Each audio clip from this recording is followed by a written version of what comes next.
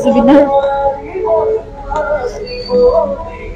অসমখনৰ প্ৰতিয়ে আন্তৰিকতা আছিল। মানুহৰ মাজতে তেওঁ থাকি ভাল পাইছিলে, সাধাৰণ মানুহৰ মাজত চলাই থাকিছিল। গতিকে সকলোৰে প্ৰতি আজি বিশেষকৈ কৃষকসকলৰ প্ৰতি বা যিসকল শ্ৰমজীৱী আছিলে তেওঁলোকৰ প্ৰতি সদায় বহুত বেছি মৰম আছিল। আৰু পথাৰ আমাৰ, বজাৰ আমাৰ, গতিকে এনেকুৱা ধৰণৰ কিছুমান আদৰ্শ লৈ তেওঁ আগবাঢ়িবলৈ চেষ্টা কৰিছিল। সীতা জাফলাৰতো তেওঁ নিজৰ পৰিয়ালৰ মানুহ, গতিকে সকলোৰে কাষত তেওঁ আছিল আৰু সেইকাৰণে তেওঁৰ কাষতো সদায় গোটেই পৃথিৱীখন আছিল।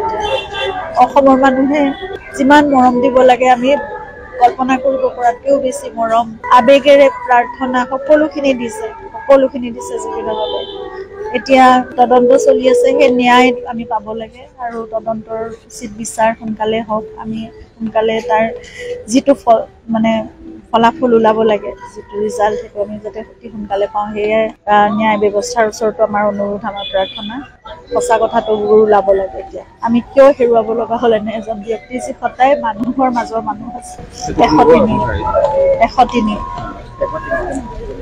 সেয়া ন্যায় ব্যৱস্থাই তেওঁলোকৰ নিজৰ মতে কৰি গৈ আছে। আমিতো এই কথাবোৰ ইমানকৈ নাজানো। তেওঁলোকে নিজৰ মতে সঠিক দিশতে হৈ আছে বুলি আমি সকলোৱে বিশ্বাস কৰোঁ। আমি আস্থাৰে সৈতে তেওঁলোকৰ কাষত আছো। যি সহযোগিতা লাগে আমি সদায় কৰি যাম। মাত্ৰ শীঘ্ৰে হ'ব লাগে, যিমান পাৰি সোনকালে ফলাফল ওলাব লাগে। জুবিনৰ